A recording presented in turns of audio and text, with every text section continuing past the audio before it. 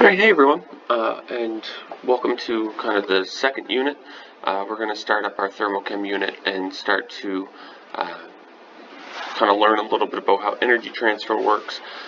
This unit does have a little bit of math involved in it, so if you have a calculator handy, it would be important for this section. So, the flow of energy and heat and work. And I guess as we'll start off, same thing as before, if you're going through this stuff, pause the video along the way, take notes or read however you, intend on consuming the knowledge that's in the information, just to be able to learn the topic itself. So, energy transformations. Energy is the capacity for doing work or supplying heat. And if we think about energy, energy itself has no mass, it has no volume, and we only really know that energy is there because of the effects that we can see that it has on something. If you were to touch a hot plate or eat something that's really warm or really hot, it's not like that heat has mass or volume, you're just experiencing the effect of the energy that's kind of stored within that object.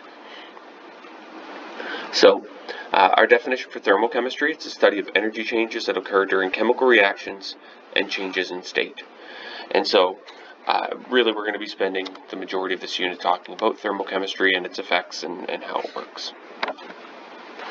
So, the energy stored in the chemical bonds of a substance, that's known as its potential energy, or its chemical potential energy. And so when we talk about chemical potential energy, or even just potential energy in general, think of it as stored energy.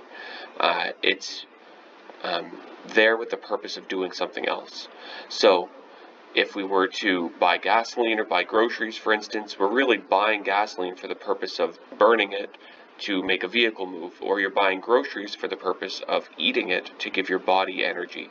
So really this chemical potential energy is really just kind of a means to an end. It's meant as a transfer of what it can do into using it for that purpose. So during a chemical reaction, a substance is transformed into another substance with different amounts of chemical potential energy. So energy changes occur as either heat transfer or as work, or it could be a combination of both.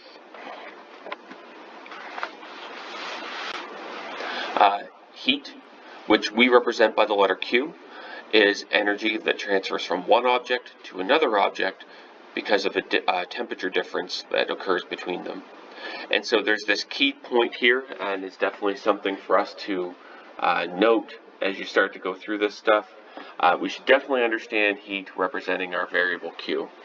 And then this part right here, heat will always flow from a warmer object to a cooler object. That's really important. So if two objects can remain in contact with one another, heat will always flow from the warmer object into the cooler object until the objects are the same temperature.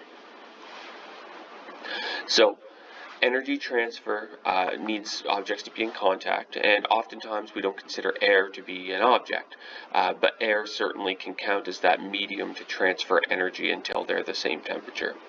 So if you were to leave a hot boiling cup of water out, or boiling cup of coffee, and you see the steam coming off of it, while it's interacting with the air that's around it, and will continue to transfer energy until they're the same temperature, which is the reason why if you leave something hot out for a long period of time, that the object will then become like room temperature and becomes, not as hot as it was and almost feels like cool, for instance. So, exothermic and endothermic reactions. We have this law of conservation of energy, and it states that in any chemical or physical process, energy is neither created or destroyed. If the energy in the system decreases, then its surroundings must increase by the same amount. So again, conservation of energy. If energy is given off, then energy must be received by something else. And the opposite also holds true. So if I have surroundings, for instance, that are really hot, and I introduce something really cold, like say an ice cube, for instance, that ice cube will start to melt because it's absorbing energy from the surroundings. So in an endothermic process, the system gains heat as the surroundings tend to cool down. And so here we have this little graph on the side just kind of showing how an endothermic process can work. An endothermic process is definitely something that you should understand and know, just kind of how endothermic processes gain heat in terms of the system.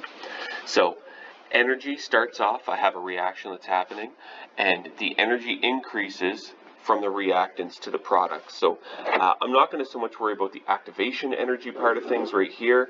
What I am going to concern myself with is the level of energy that's present as I go from reactants to products. Do you see how that increases in terms of where this is on our energy chart from where we start to where we end? So energy is increasing in an endothermic reaction from the system's point of view. Okay, so the system gains heat throughout the process and becomes warmer. And the surroundings, on the other hand, if we understand the law of conservation of energy, if a system gains heat, then the surroundings must actually become cooler around it and lose that proportionate amount of heat. So in terms of directions, heat flowing into a system from its surroundings is defined as positive. So anytime I have an endothermic reaction, Q has a positive value. So basically I picture this as endothermic. It has energy coming into it, and our Q is a positive value. Okay, so endothermic has energy coming into it, our Q is then positive. In an exothermic process, the system loses heat as the surroundings start to heat up.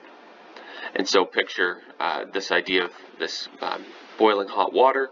As it starts to give off the steam, the water itself is starting to cool down. It's giving away its heat to the surroundings until they can be the same temperature. And so exothermic process in this case we see as heat flowing out of a system is defined as negative. So Q would be negative because the system is losing heat. And so in this case I think of exothermic as saying, arrow pointing out, Q is losing heat and it carries a negative. Okay, so endothermic versus exothermic reactions. So we have an example. Let's hear. Take a second and read it and see if you can kind of justify if it's endothermic or exothermic and why. And I'll give you a second, pause the video, and come back when you're ready. Alright, so the example says, on a sunny winter day, the snow on a rooftop begins to melt. As the melting water drips from the roof, it refreezes into icicles. Describe the direction of heat flow as the water freezes. So what we're concerned about is this refreezing into icicles part. And to describe the direction of heat flow as the water freezes. So the question is it endo, energy coming in, or is it exo, and energy going out? Okay, so as the water freezes, is it an exothermic or endothermic reaction? So for water to freeze, if we picture our temperatures, water has to get colder to freeze. In order for it to get colder, it must be releasing heat.